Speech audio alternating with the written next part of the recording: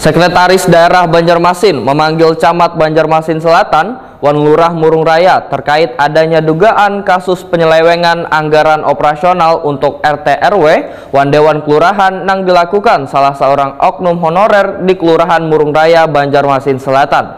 Hasil pertemuan bersama pihak kecamatan wan pihak kelurahan pun akhirnya diketahui bila anggaran yang diduga diselewengkan sekitar 68 juta rupiah.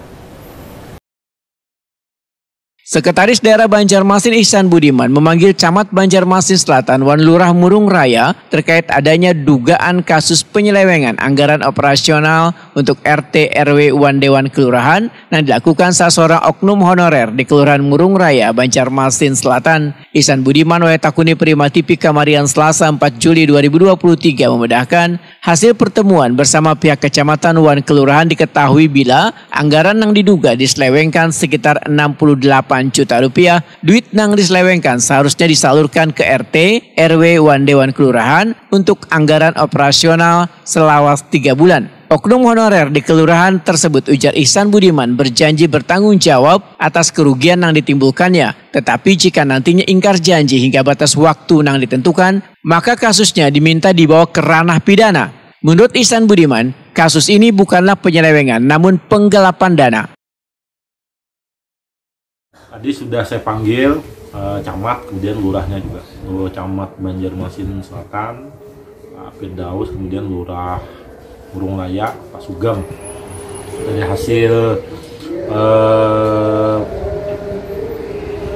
pemeriksaan yang dilakukan oleh kedua pejabat ini memang ada terjadi. Jadi bukan penyelewengan ya, penyelewengan kalau ini lebih pada penggelapan dari oknum pegawai kontrak. Nah kemudian tadi karena nilainya ini tidak begitu besar sebenarnya.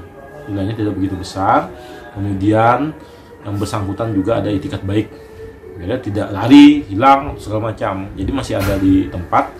Nah, saya sampaikan, instruksikan kepada dua pejabat ini, kedepankan dulu penyelesaian